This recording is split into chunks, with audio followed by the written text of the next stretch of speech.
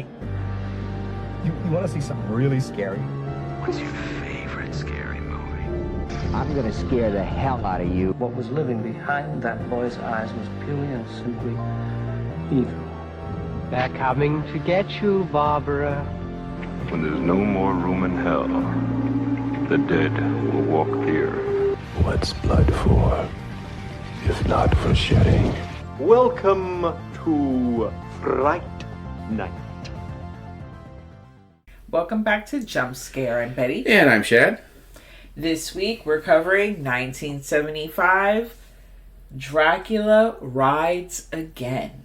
Couldn't find a trailer for this one. It's kind of been a notoriously difficult one to track down. We managed to see it, but there's no real trailer we could pull online, and I couldn't find any good audio clips from it, so we're just going to move on, not worry about a trailer for this one. Obviously, this came out in 1975, celebrating its 50th anniversary this year. It was directed by a guy named Armand Masters. Never really heard of him before.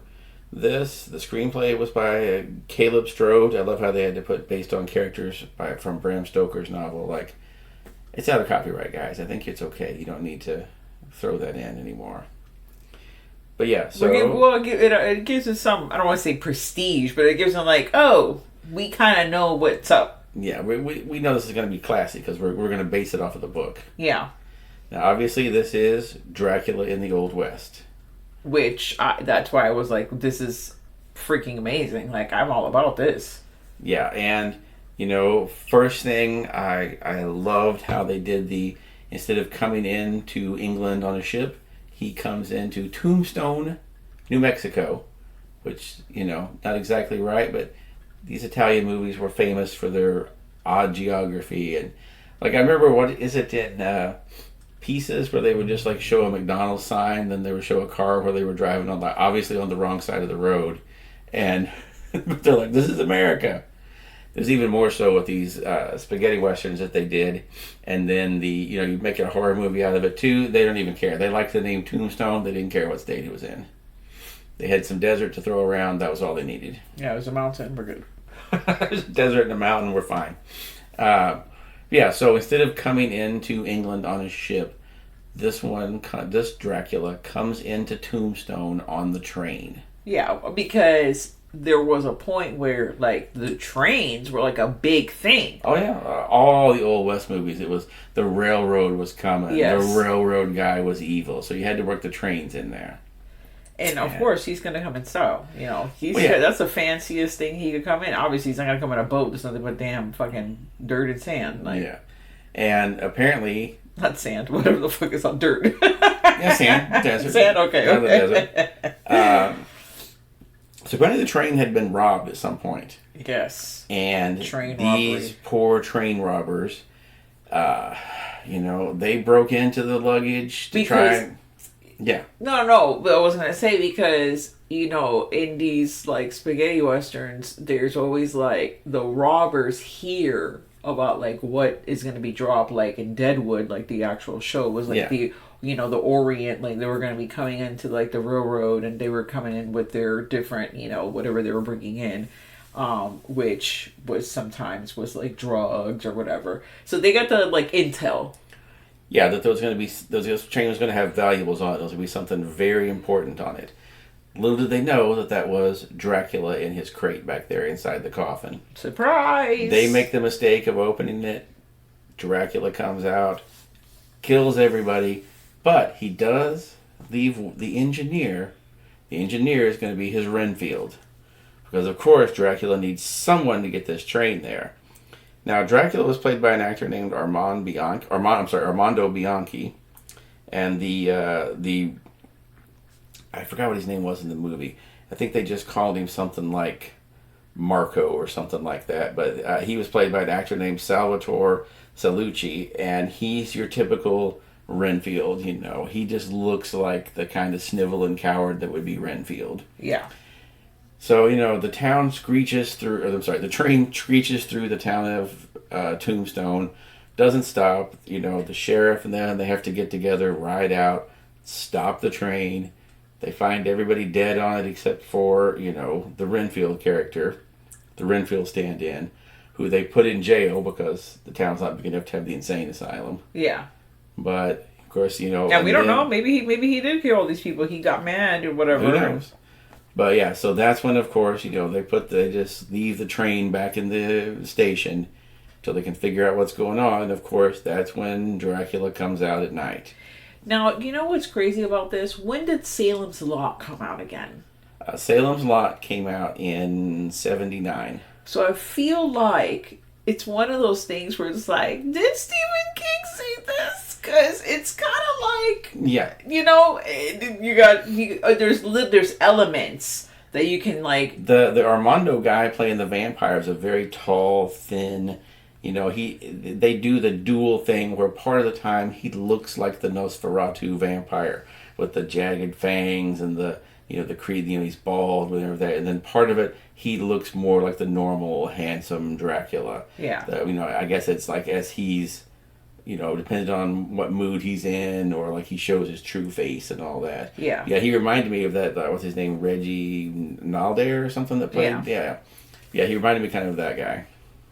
So, you know, you have Dracula in town, you know, and that's where I'm like, Salem's Lot, because then of course like weird things start happening. Yeah. And people can explain these things, and then you have the sheriff. Yeah. And I think the sheriff, I had his name down here somewhere. The sheriff was played by a guy named, funny enough, Marco Rossi played the sheriff.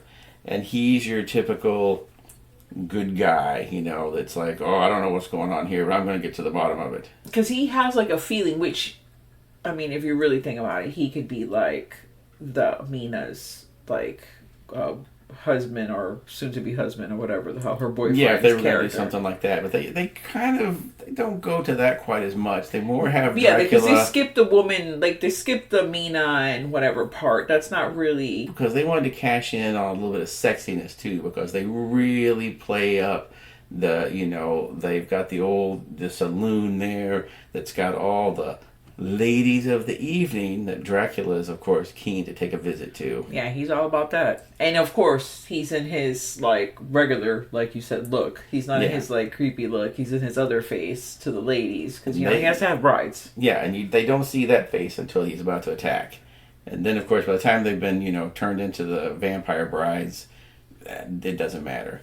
And then that, I thought, was a clever way of that he starts turning more people in town into vampires, is because he has, of course, the prostitutes up there, or as people come in, they start turning them.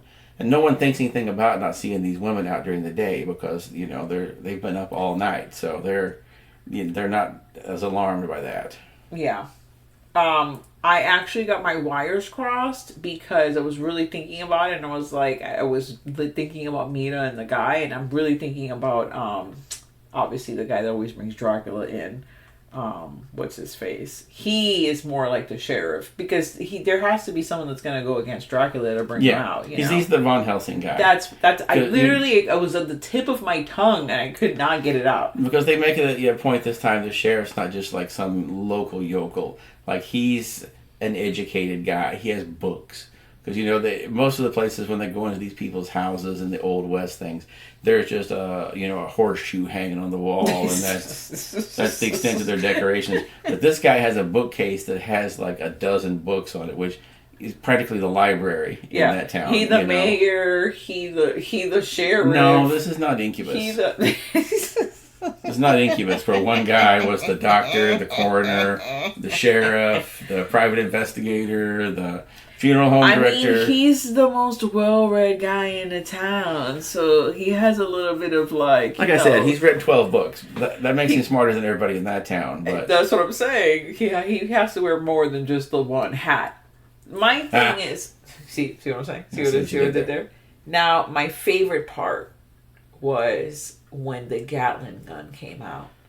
Yes. And it fired the mini stakes. Yes. That shit was bomb. Yeah, that was pretty amazing. And,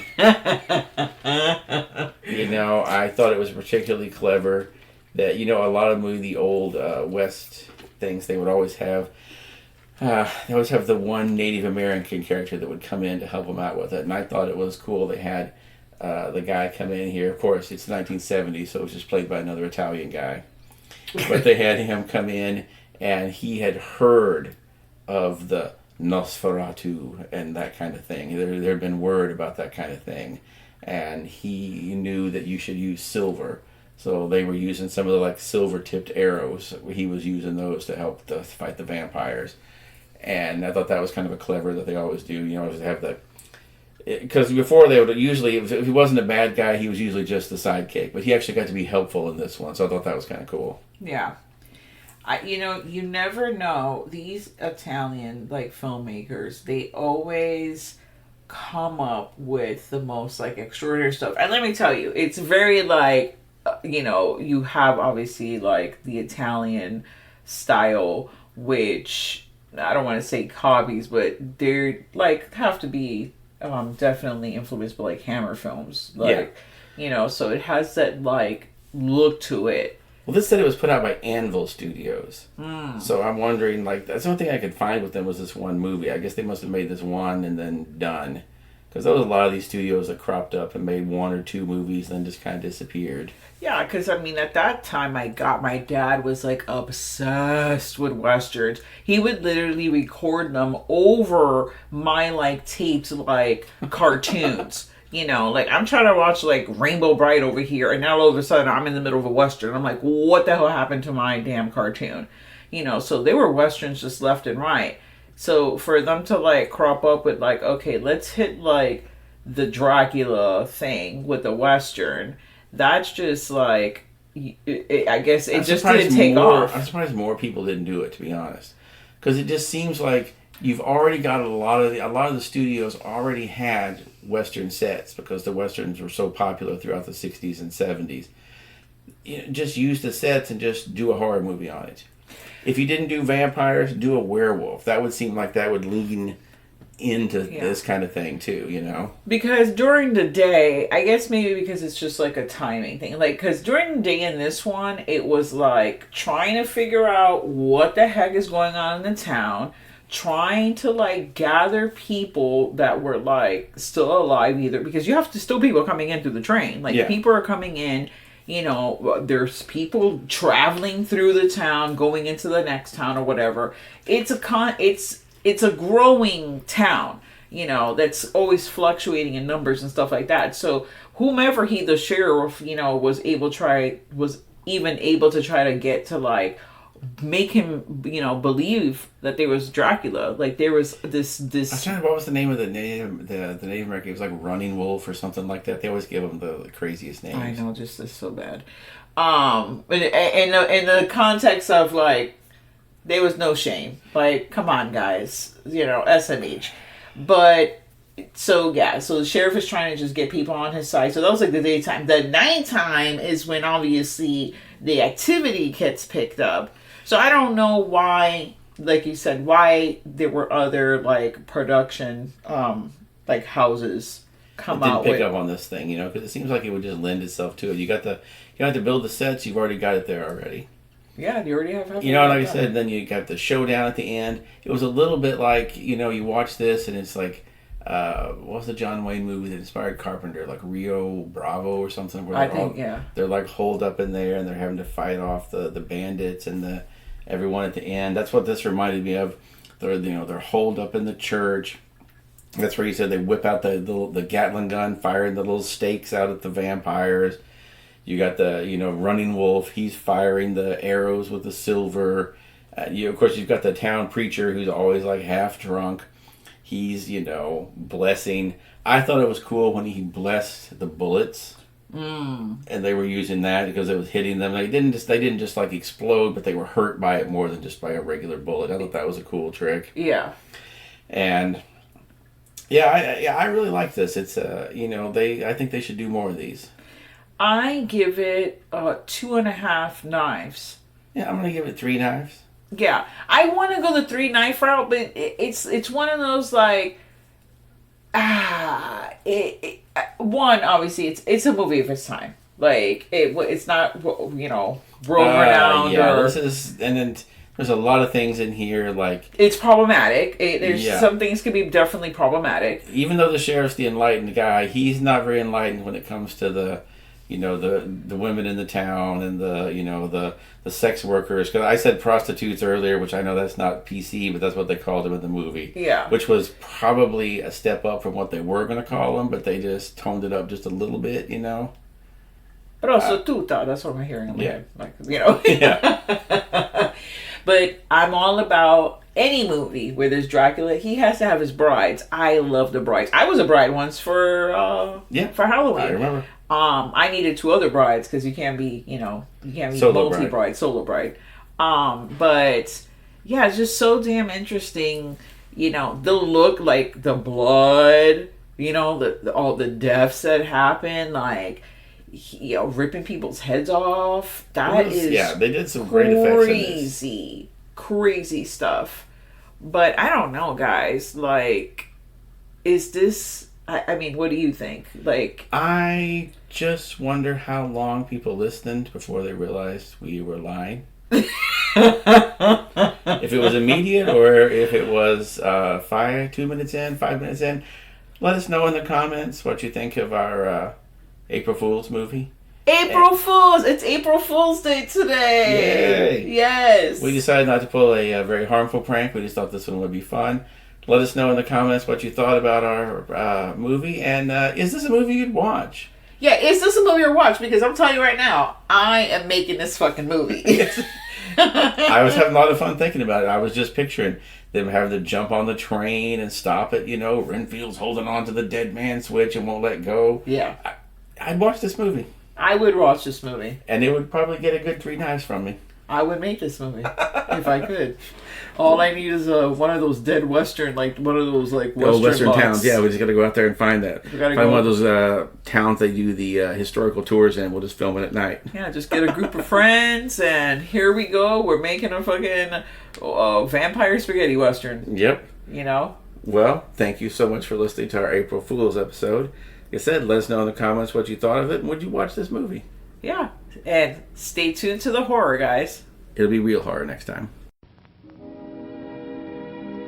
And now, folks, it's time to say goodnight. We sincerely appreciate your patronage and hope we've succeeded in bringing you an enjoyable evening of entertainment. Please drive home carefully and come back again soon. Good night.